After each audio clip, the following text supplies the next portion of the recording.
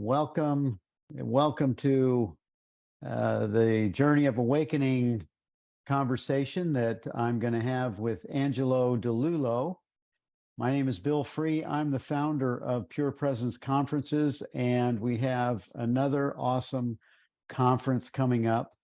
And Angelo has said yes to being one of our presenters in this conference. It's the first time that Angelo has been in one of our conferences.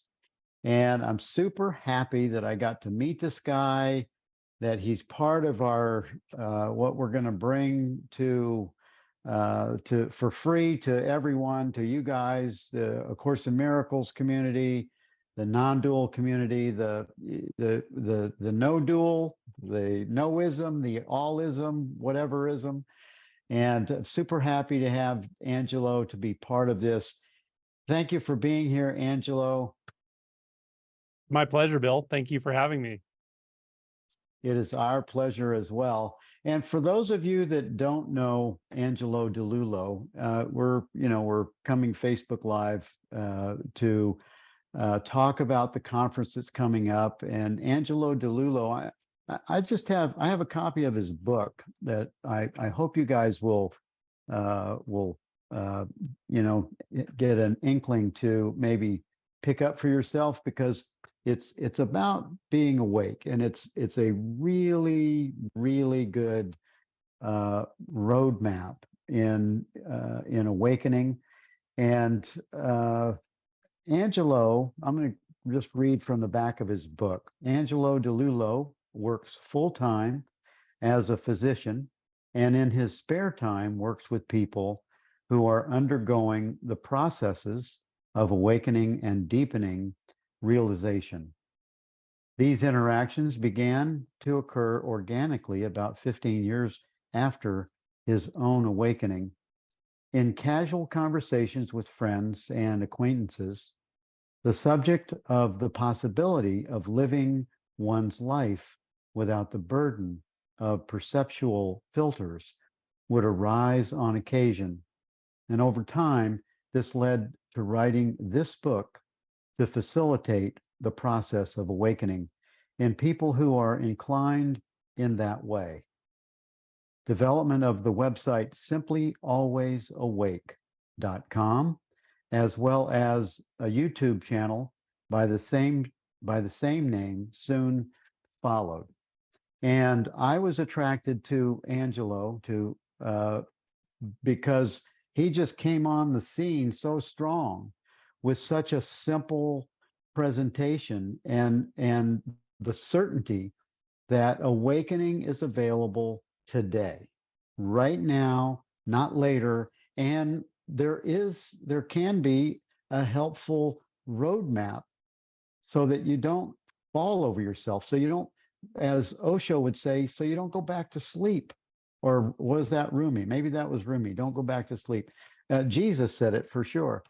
But the idea that this conference provides is bringing people like you, Angelo, to support folks on the awakening, on the path of awakening. And one of the things that I love about your book and about your website, Simply Always Awake, and also your mission and vision, it seems to be just to support people in a true awakening and helping them to understand what it is. And the title of your session for this conference is The Stages of Awakening. Now, many people that are on the path of A Course in Miracles that are watching right now on this Facebook group or wherever it gets sent out after it's recorded, a lot of people have been on the path for a long time, and they the Course in Miracles talks about God taking the last step, and it also talks about mostly it talks a lot about using Christian language for the salvation of the world, or for your own salvation. And when I see the word salvation, I just put awakening. I cross a line through the word salvation and I put for your awakening. It's really, the Course in Miracles is a progressive path to help people understand the the idea that they think that they're separate from their source, and really they never left their source. They're still where they've always been. And when I read your book, the one I showed the cover on, when I read the book Awake, and I look at chapter 10, chapter 10 is all about, in fact, the title is Stages of Awakening. And I like that chapter very much, Angelo, because it really brings people through the the misnomers, the pitfalls, and also the benefits of the stages of awakening. Can you give us a little snippet, little snapshot of what the stages of awakening looks like from your purview? Sure. Yeah. So the first thing I would say about the stages of awakening to anybody listening is there's a use case for talking about stages, but there's also something I need to say about this, and that is when working with somebody, say one-on-one, or the way I might direct somebody to investigate their own true nature right now in this exact moment, as Bill said, this is the only place it's available. This is the only place any, dissolution of a perceptual filter opening you to something that's already here. It's only going to happen right now. So what I tell people is the stages of awakening can be helpful as a sort of paradigm if applied correctly. But your primary movement, your primary focus, your primary orientation should always be to presence that is non-conceptual, that is immediate, that is actually undeniable in a sense, because really you can only deny something with a thought, right? So I just want to give a bit of a caution when I talk about stages of awakening. The second caution I'll give, and I will go through the stages, but the second caution I'll give is that as the awakening unfolds, as the unbinding process unfolds, the experiences, the experiential insights get very, very subtle. So by subtle, I mean they're not in the gross layer of processing that we call thought. They're far deeper. And so because of that, words can be tricky. And people sometimes use different words to mean the same thing. Other teachers might say something a little different way. So really, even with the stages, it's kind of a feeling into it thing to see if like that's starting to resonate with you at a deeper stage, the pointing. So understand that ultimately you have access. You can find your way through all of this, and each of these stages is available to anyone. But understand that if you hold anything too rigidly, any framework, you can easily use it to sort of compare it to your experience right now and doubt your own experience. So I just always caution people not to do that. This is just one model. This is just one way of pointing that I find reasonably consistent among people who do go through these deeper stages. So the first stage of realization or awakening, in my opinion and my experience, is to recognize one's own suffering in earnest. If we look at like Buddhism, the first noble truth is life is suffering, or life is unsatisfactory in some way. And the understood meaning is life is unsatisfactory in the way we usually live it. It doesn't mean it's fundamentally unsatisfactory. It just means we often find ourselves in a place where we realize, something's just not quite right with how I'm feeling, perceiving, thinking. Now, this manifests in different ways: anxiety, depression, people's perception that something about thought is just uncomfortable. It feels like I'm beaten up by my own thoughts. I get in my head a lot. I feel distanced from life. Sometimes it just feels like a really intense feeling of disconnection from everything. So all of these are forms of what I would call suffering. And that's not a bad thing to recognize that. It's a very good thing, actually, because if you recognize it, what you're recognizing is your deep instinct that there is actually a different way. There's somehow a way through this. So that really is kind of the first stage, because I think if somebody is in, I might say, denial about suffering, or just not interested in investigating the nature of suffering, they don't often break through right away. Now, that they can cultivate that. And sometimes there's more of a curiosity initially than a feeling of suffering. But what I do notice is even if somebody starts on this like path with a sense of curiosity, a deep curiosity about meaning, what is the meaning of this? What is the meaning of life? And, what is it all about? Right. That often leads people to a sort of mini breakthrough where then they do sort of perceive that there's a suffering underneath actually. So I do find that's an important part of the path. So I might call that the first stage, in one way of speaking. The next stage, I would say, is something I might call recognition. Recognition is when you actually get a direct taste of something that is truly beyond the way we've come to learn who we are, the way we've come to feel like who I am stuck in this mind and this set of beliefs on this timeline, that can feel very enclosed, can feel rigid, uncomfortable, unsatisfying. And then something happens. You get this breakthrough moment that's not just a moment of clarity, but like really a breakthrough. Something beyond that whole paradigm shows itself. And you know it, you feel it through and through. That I might call recognition. And it often comes in the form of expansiveness and like a truly oceanic consciousness moment, or even a few hours, sometimes it lasts, or even a day. And it tends to just close up again. And on the other side of it, it's like, you kind of feel worse. Like, where did that go? I know it's possible now, but I just got kicked out of the Garden of Eden. Right. And again, it's totally fine. This is reasonably typical for people earlier on. So I might call that second stage, like when you really get a taste, an experiential taste, an instinctual taste that, wait a minute, that is not of the usual way I perceive myself, others, the world, thoughts, emotions, something big, more vast, bigger, beyond me. Someone who's oriented toward devotional practices, religions may call that a feeling of God, being one with God even. Some people experience it in a less like an expansion, but more like an intimacy. Like you just suddenly feel this sort of universal love, like a very profound love and acceptance of all existence.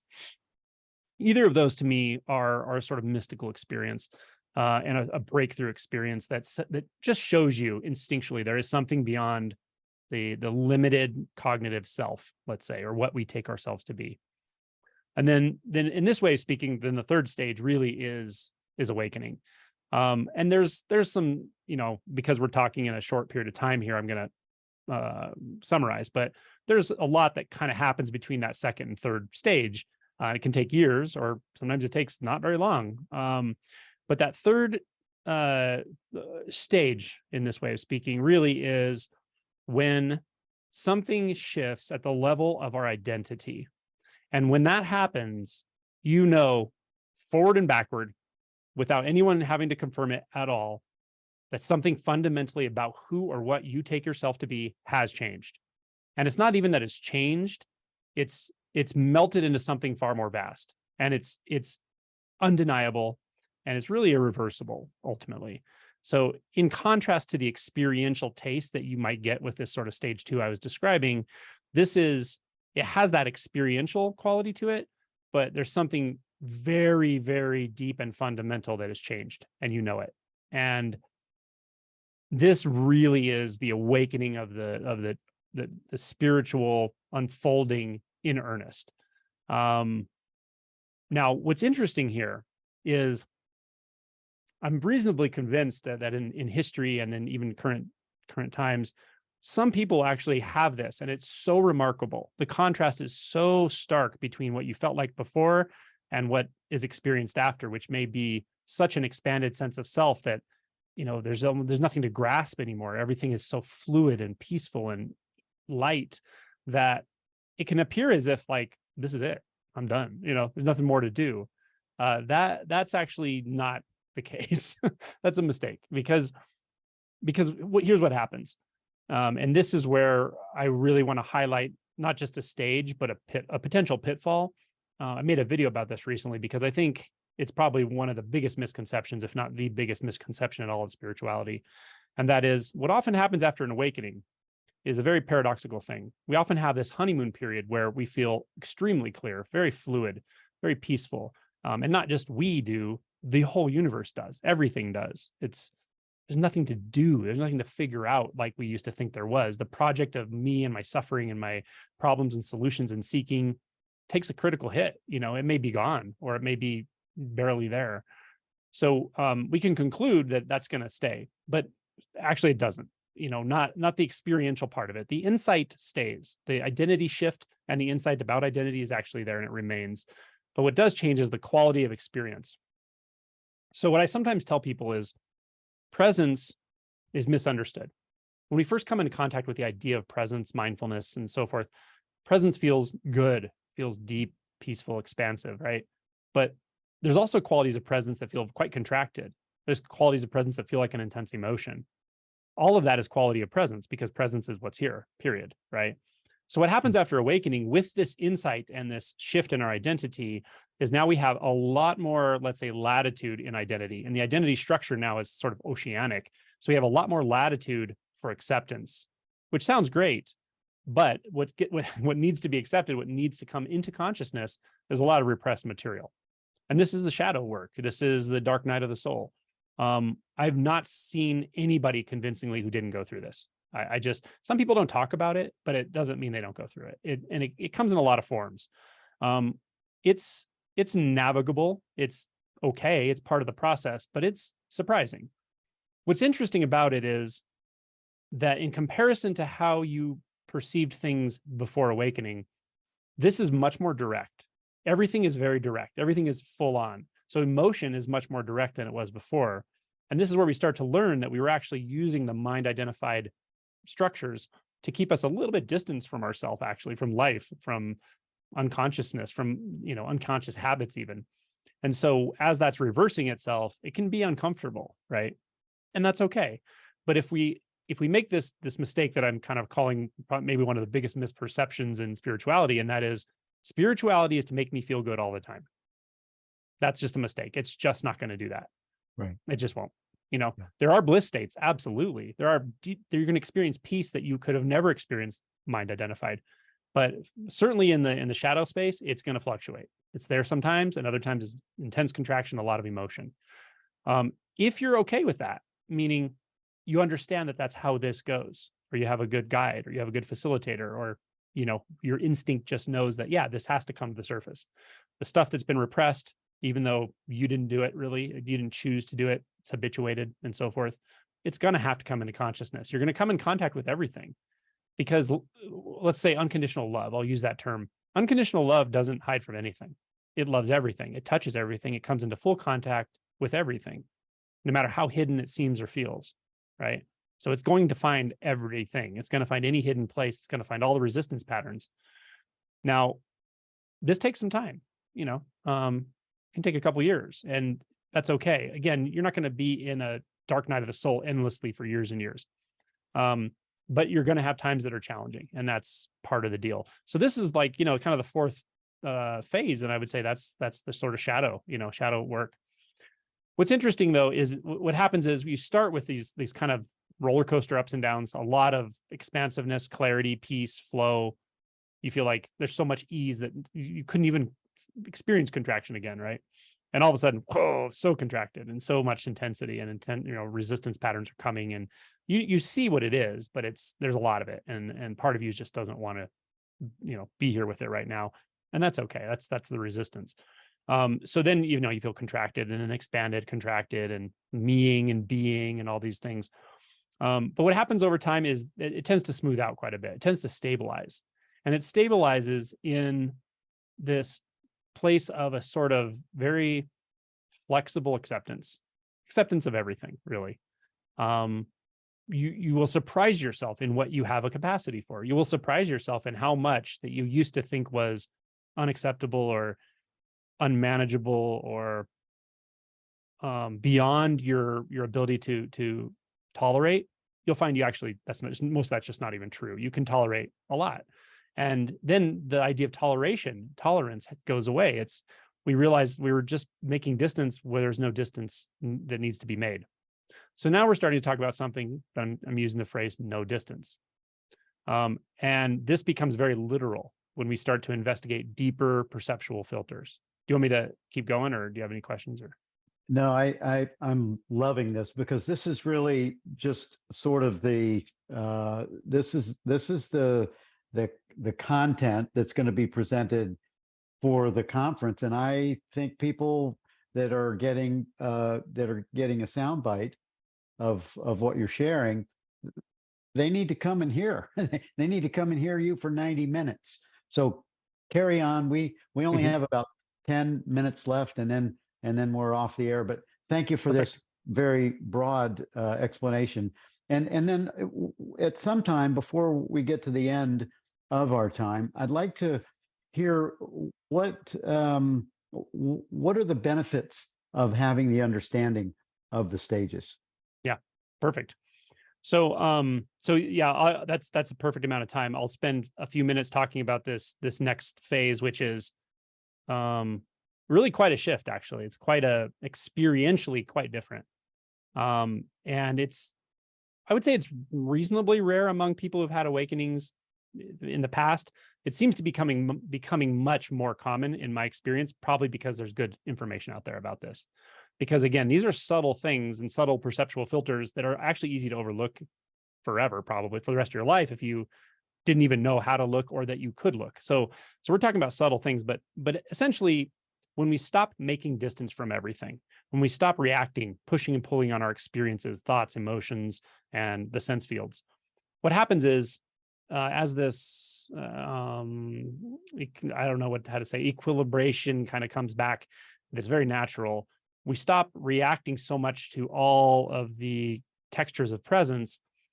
Then we actually have an opportunity to look and see, as the first line in my book says, is there actually separation in experience in the most fundamental way at all?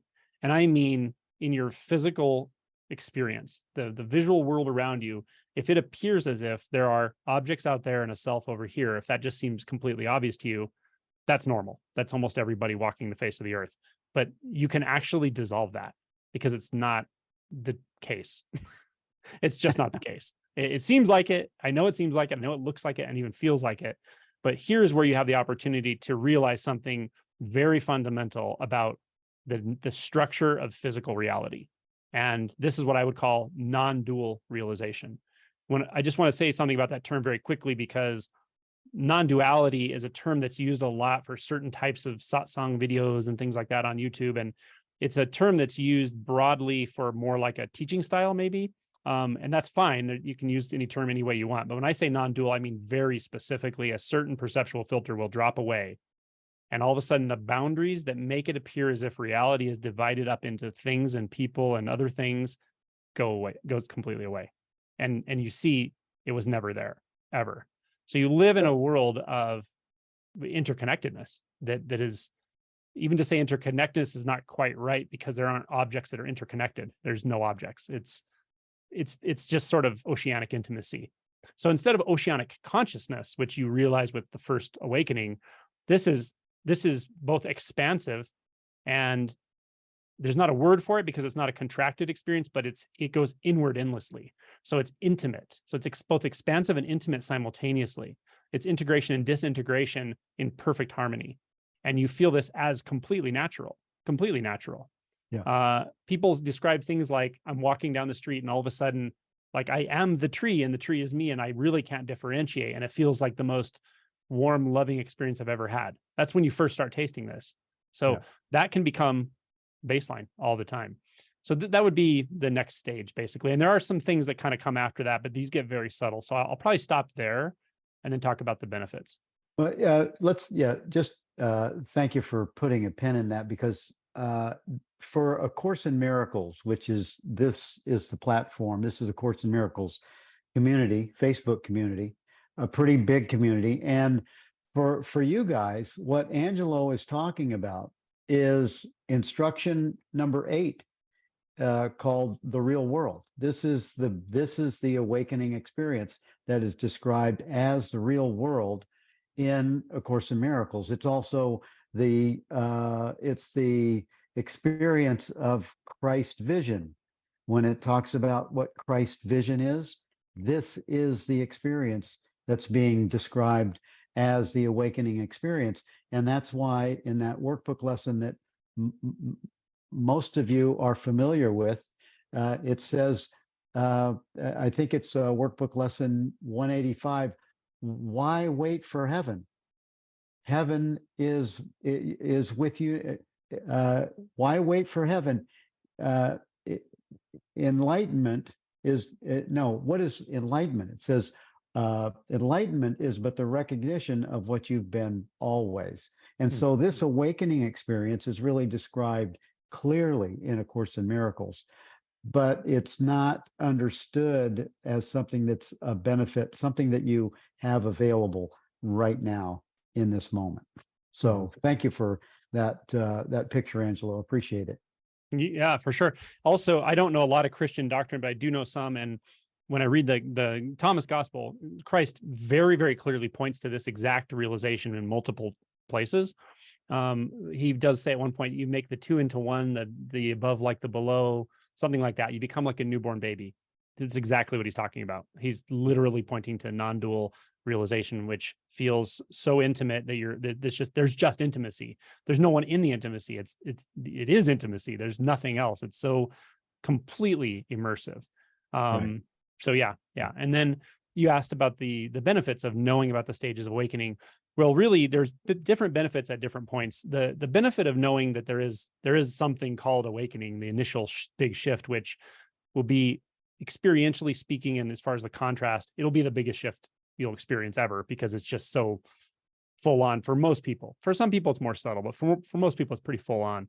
And just knowing that even exists, I think, is important, because I see sometimes in spirituality this talk of, well, there's no such thing as awakening. And it's like, well, I sure as heck went through an awakening. It was very, very obvious. And there was no comparison between before and after at all. So, I think it's important just to know it's possible. Number one. Then, as I mentioned before, not understanding that there are some ups and downs after awakening. It's not the final part of the path. It's really the first part of the path. And Zen is very clear on this. Zen will tell you, Kensho, the first awakening really is the first step. And beyond that, you have access to the whole spiritual unfoldment. But without that first step, it can stay quite conceptual. So just knowing that's the beginning, very important. That's why the stages can be helpful. And then the shadow material, just knowing there's going to be some discomfort in this, but you'll be in a place that's so much more expanded that you have capacity for it. You'll have a much better intuitive understanding of what's happening. And then it can be quite helpful, actually, this sort of understanding the stages and deeper realization when we're talking about specifically non-dual. And there's even some components of non-dual that can be broken apart.